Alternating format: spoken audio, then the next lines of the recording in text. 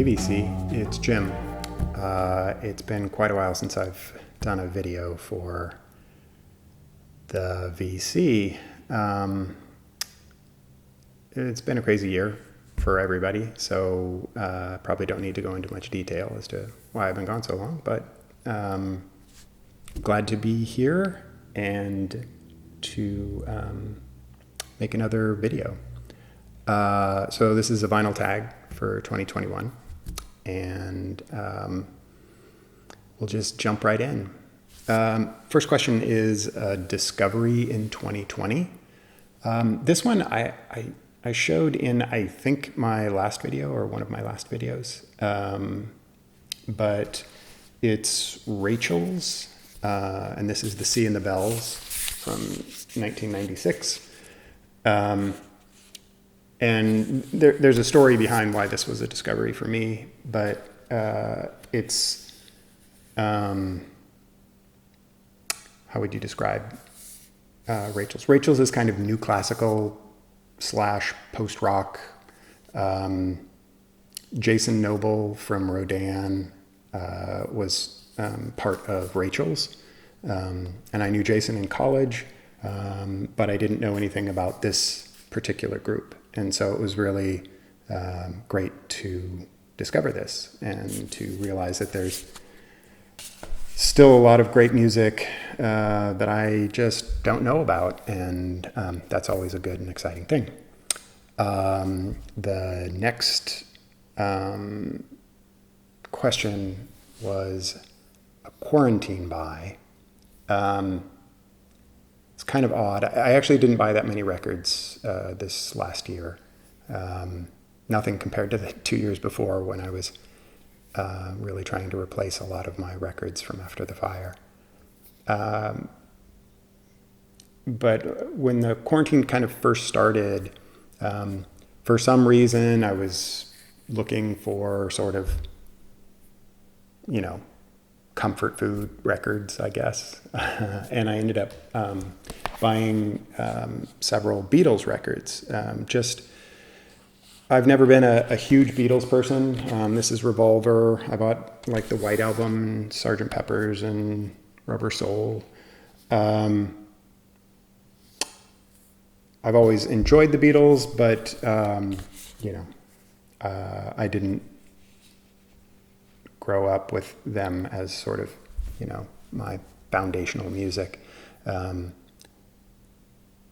But I'm the youngest in my family, and so my brothers and sisters definitely did, and so it was around the house a lot. So Beatles really kind of brought me back to, being a kid and the world that was safe and normal. That's probably why I ended up buying it. The next question is an LP you want to find in 2021. There's quite a few that I still would love to replace that are just crazy expensive, and I can't bring myself to spending several $100s on a record. One of those is Brendan Perry, Eye of the Hunter from 1999. It was on 4AD. It was his first LP, and it's a beautiful kind of acoustic, ethereal, you might kind of call it folk in a way. He was half of Dead Can Dance. Dead Can Dance was essentially Brendan Perry and Lisa Gerrard. And he's just got a beautiful kind of deep, soulful voice, and great record. Goes for, I don't know, $200-300 on Discogs. They need to repress it, really. And then I'd be able to afford it. A box set. This is a box set that I think I ended up getting in 2020, which was We Are Beat Happening. This is Beat Happening, and it contains all of their studio releases, and then a collection of outtakes and other things. Beat Happening was such a great band. They were definitely one of the early kind of DIY bands, and they definitely kind of bridge the sort of first wave of punk in the late 70s, early 80s, over to the kind of DIY world of Discord in the late 80s and 90s. And Calvin Johnson, one of the members of Beat Happening, is the founder of K Records, and they've produced so many great bands that just would never see life on a major label. So great band, great music. The next question is, I think, concept album. For me, I don't have a lot of records that I would call concept albums, but the one that came to mind, well, two came to mind. The first being the really obvious one, which is Tommy by The Who. I don't have a copy of that. And my real introduction to that was being about a 10-year-old kid and having HBO in the house. We were not really much of a TV house, but for a couple of years in the late 70s, we had HBO, and they played Tommy all the time. And so I, as a little kid, I just watched it all the time because it was kind of just this amazing visual thing. So that was probably the first concept album that I ever kind of got exposed to. But then Pink Floyd's The Wall was a little bit more contemporaneous with me as a kind of junior high kid, and the angst of being an adolescent, and I think that there's a lot of that in here, and I realized that there's a lot of heavy subjects in this, but it felt like you feel when you're 12, 13 years old. So yeah, Pink Floyd's The Wall. The next question is an album where an artist or band changed directions. This one was really easy for me because it's one that probably a lot of people know. But that's Tom Waits' Swordfish Trombones. This record was really a huge departure for Tom Waits in one way. In another way, it was kind of the inevitable, direction that he would end up taking at this point in his career. His records on Asylum were very much in the kind of, kind of folk singer-songwriter, jazz influenced, beat poet influenced vein. I don't know. When he first started, there really was a lane that he was in. And I think as time went on through the 70s, he kind of started to carve his own lane. But by the time Swordfish Trombones came out, this is his first record on Island Records. And it's also the first record that he was, had cleaned up and had stopped drinking and, or at least had that under control. His wife, Kathleen Brennan, was definitely a big influence on him at this time, and allowed him to kind of do what he wanted to do and not feel, sort of chained to the producers like he felt at Asylum. And so when he went over to Island, I think he got a lot more leeway in what he could do. And Swordfish Trombones takes a big departure from the other music, and it becomes much more dissonant and much more experimental, and a lot more interesting. and I think his writing got better, more evocative, and his music certainly went in different directions, using found objects for percussion, and there was a lot more of the kind of Captain Beefheart influence at this time. So great record, good departure. Let's see. Next question is, a white label promo. I don't really have a white label promo. I don't think. So what I ended up finding was I had a test pressing, and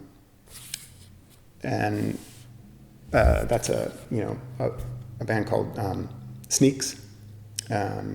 Highway Hypnosis is a 2019 album. This is her third LP, and this is just a test pressing. So that was kind of close to that. But Sneaks, this is a good record. It's kind of, people call her music post-punk, kind of electronic. And she went to the same college as me. That was nice to find out. I found out that out today. At Maryland Institute College of Art. But I also have this Led Zeppelin Houses of the Holy, which is a promotional DJ copy, but it's not a white label. So I didn't figure this really counted, but promotional copy of Houses of the Holy. Okay, so the next one is a compilation album. This is, aside from that and besides this, which is the White Stripes Greatest Hits that just came out. And this is the Third Man Records Vault edition.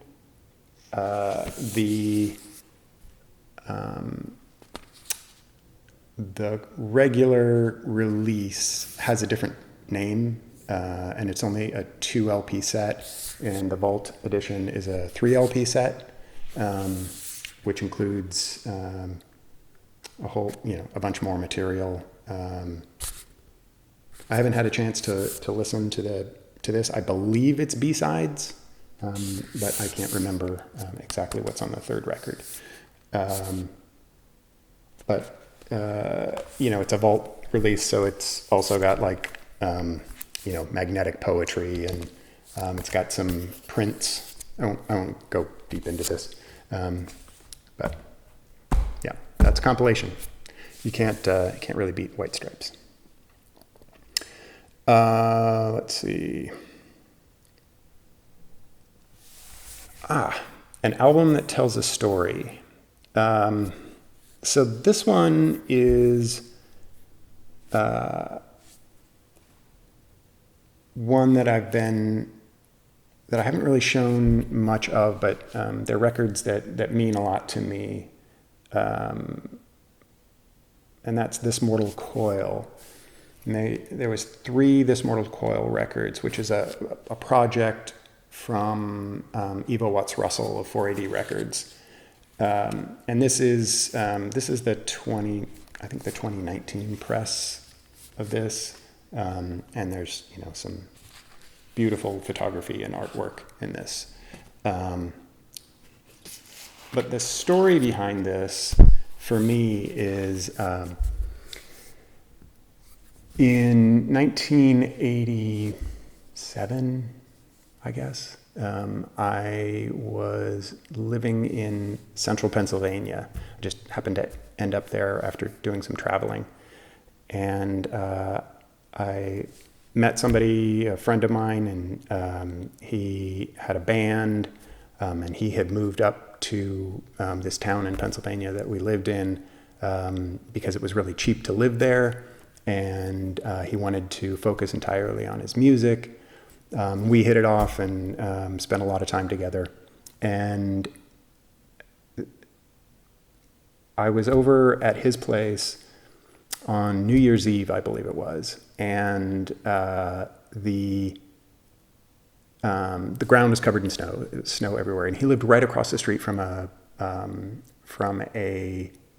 cemetery, and I guess it was sometime really late at night, 11:30, maybe. It was close to midnight.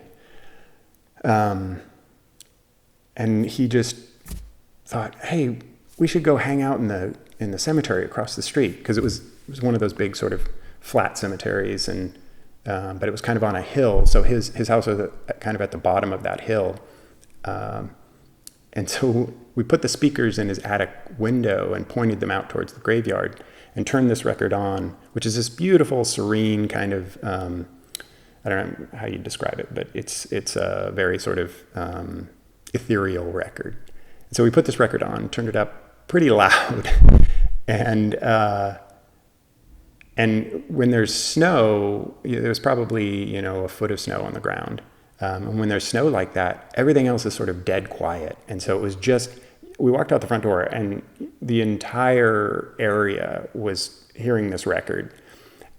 And so we went across the street and we went out and brought some beers and hung out in the graveyard for, I don't know, half an hour, 45 minutes. And just sat out there. Nobody complained, nobody called the cops, nothing. But it was like having this concert out in the middle of this just beautiful amphitheater in the snow. It was really beautiful. It's just one of those great memories that I have about a particular kind of music at a particular time in my life. And then when we got back, we realized that we had locked ourselves out of the house, and I had to climb up to the attic window. Oh, and at that point, the cops did show up, and I was climbing in the attic window, I think, when the cops were driving around out front, so I figured I would get in trouble, but nothing happened. Okay, so next one is an album that needs a vinyl pressing, and this one came to mind because I just got this recently, which is Morphine, The Night. I think this is one of Morphine's last records, if not their last record, and never pressed on vinyl. It's kind of a bummer that that's the case. There's a lot of music from the 90s that never made it to vinyl. So my list of things that should be on vinyl that are not is pretty long, but that's one that came to mind.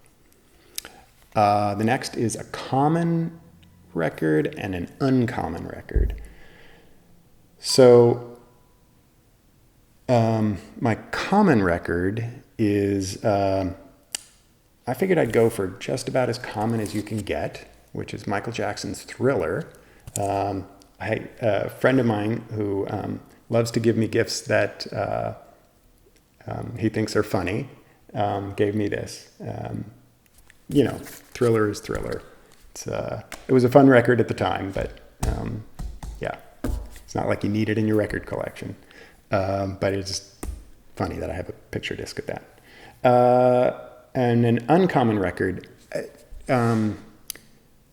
Last year, I got interested in record lathes and realized after some research that, I was never going to be able to afford to buy a lathe of any quality. So I kind of gave up on that. But in running, kind of looking around and seeing, what's happening with people making, micro pressings from lathes, I came across this Bandcamp guy who's got a label called Haunted Bedroom. And he makes these records that are a run of 10. So, custom cuts them on the lathe. And this is just a piece of plexiglass that he's cut 10 copies of this record on. And this is, I have my glasses on, so of course I can't. Charles Michael, and the record is called Laptops and Dresses. And then it's just, it's not spectacular. Sound quality is terrible, but it's really kind of interesting and cool to have, something like this. I think most of these, lathe, custom cut records are not really for the audio quality. They're more for the uniqueness of them. And that's something that's kind of cool about those. An EP. When I was thinking about EPs, I was thinking about Fugazi's first record, which is just called Fugazi, on Discord, and then their second EP was Margin Walker, and these are both such great records. Originally, I think I had the Fugazi record, and then I didn't have Margin Walker on vinyl. I had the CD that was called 13 Songs, which collected the two together. But it's nice to have them both on vinyl now. Great records. Just, Fugazi is Fugazi. Next one is one that, a girl group. I hate that people still use that term. It seems a really dumb thing to say somebody's got a girl group. I know it wasn't meant in any derogatory way, but I mean, like, you wouldn't call the Ramones a boy band. And so I don't know, maybe we shouldn't be using that term anymore. It seems kind of silly. But I thought of Slant Six from, I think they were from DC, if I remember right. It's been a long time. Three women from 1990, when was this? I remember right, 95, something like that. 94.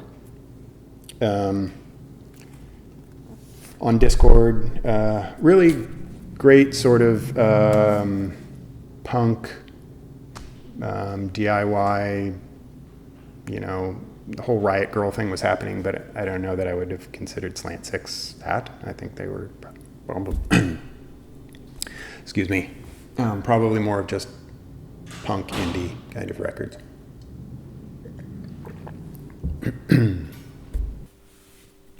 Okay, so the next one is an album cover you love, and I picked Sonic Youth's Sister. This is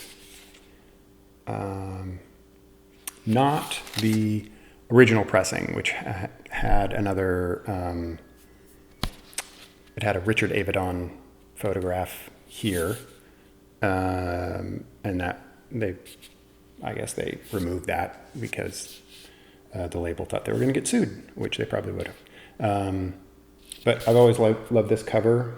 The artwork, I'm guessing was Kim Gordon putting this together, but I'm not 100% sure. That, I believe, is a Richard Kern photograph. Yeah, it's just a cover I've always really loved. Okay, an album that you've listened to the most. Didn't really know exactly what was intended by this question,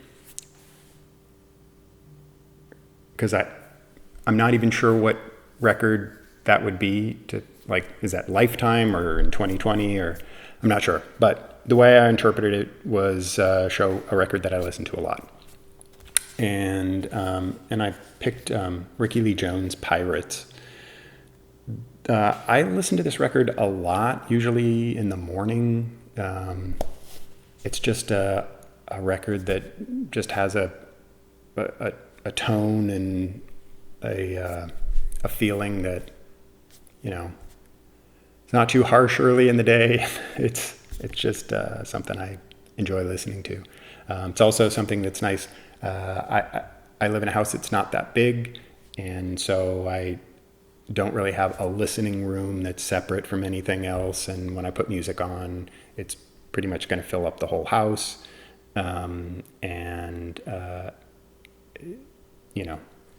My wife will enjoy it and I'll enjoy it. So I don't, always listen to really loud and aggressive things when there's other people to be thought about. Anyways, great record. What was that? 83? I don't even remember. Might have been 81. And this is, I think this is the record that Ricky Lee Jones wrote after breaking up with Tom Waits. If I know my history. An album that you had to get an OG copy of.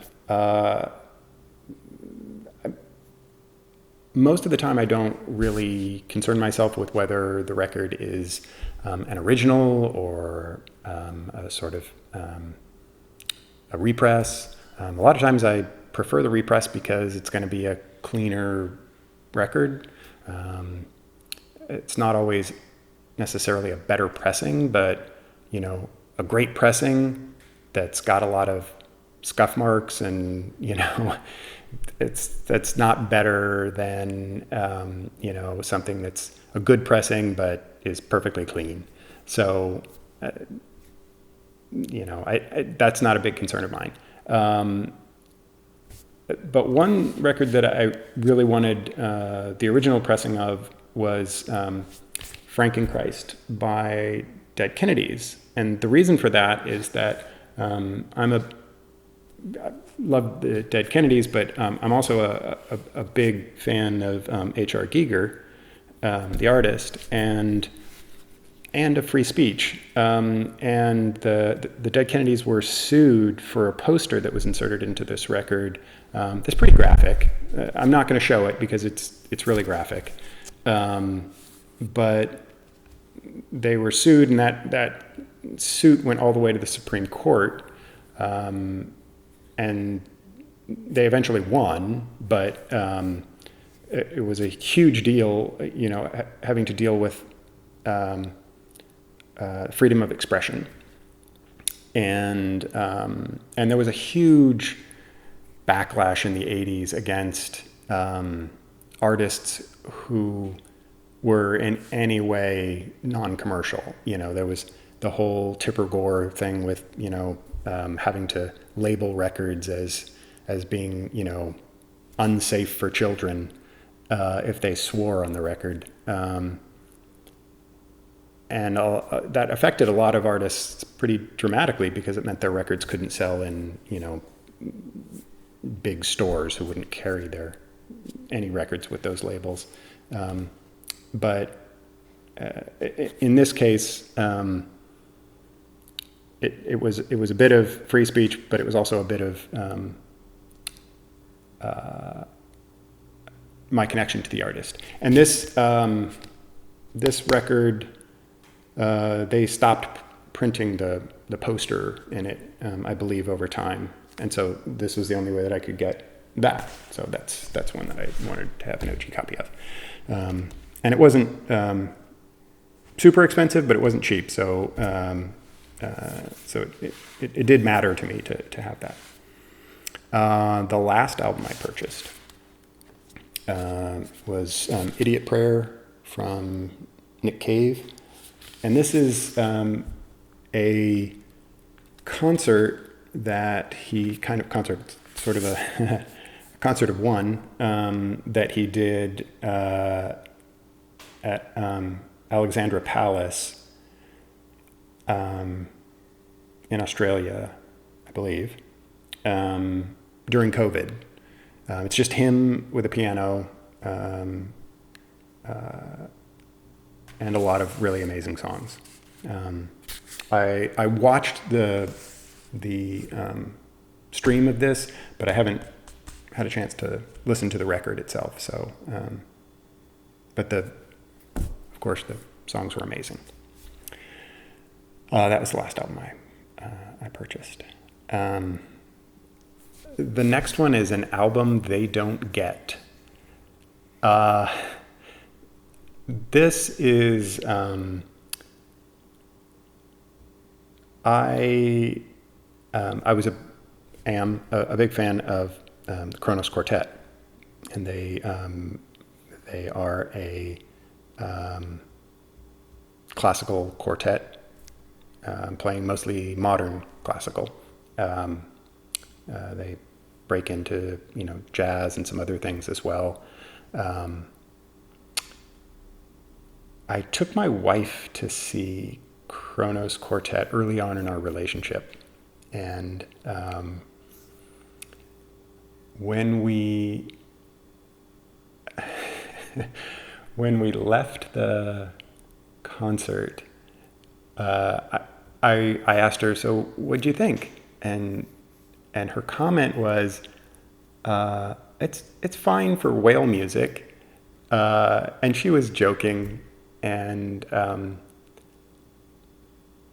I think I just took it to heart, and I just felt like, oh, I can't take my wife to these sort of experimental musical things. And I just kind of swallowed that and lived with it for a long time. And really, if I was older and a little more mature, I would have just, come back at her and said, let's open this up a little bit. But I didn't. And so I think I held on to that for a long time. But Kronos Quartet, this is the only record that I've replaced since the fire, and this is White Man Sleeps.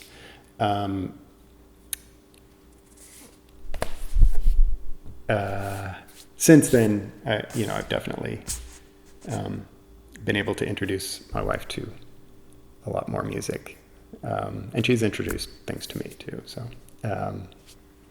but yeah, I don't think she got it. Next one is a punk album.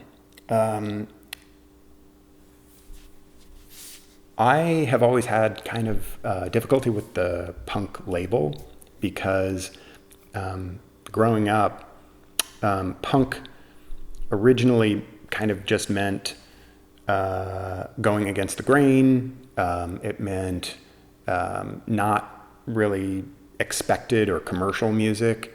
A lot of the early punk music was just kind of either DIY or people just kind of figuring it out on their own and making something that anybody could make. And it was, the classic, 3 chords and a dream. And then you just kind of made your own band. And it wasn't until the late 70s that it kind of got broken up into, the record labels pushing the term new wave because it wasn't quite as scary as punk. And then it seemed like punk just became all about hardcore. And so if it wasn't hardcore punk, then it wasn't punk. So people think back today and they're like, oh yeah, punk began with the Sex Pistols. I'm like, not really. They were just one voice among a lot of others. And there was a lot of different kinds of music, and that's all been kind of pushed aside. And that does bug me. So because of that, I'm actually going to show Devo. This is Hardcore Devo, which is early recordings. This is volume 1 and 2. These are 4-track recordings that they did that were kind of early demos and from I think 74 to 77. So it's a lot of early, really stripped down stuff. Great to listen to. Really, you get a good sense of who they were early on and that kind of punk ethos that they had of kind of taking whatever instruments that they could find and kind of creating a new sound and a new aesthetic. So, yeah. Favorite 2020 reissue. This is the last question. So for me, the thing that I was most happy about in 2020 for reissues was PJ Harvey announcing that she was going to reissue her entire back catalog. And along with each record, she would be releasing demo versions from that record period. And so some of them had already been released previously, like dry. The dry demos had been released previously. And then 4-track demos was another set of demos. This was, I think, the original real release for her early demos. That was the big one for her. But then since then, she's been releasing a demo collection from each record. And so this is the To Bring You My Love demos. So far, I've been able to get 3 of the demos for these records. And then it's also allowing me to fill in some of the the pressings that I am not willing to spend $200 or $300 on from her catalog in the 90s. As everybody knows, 90s records are hit and miss as far as whether they're available or at all or at any kind of reasonable price. But that's it. That's Vinyl Tag 2021. This might be the first one that I've done of these. I can't remember. It's good to be back. See y'all.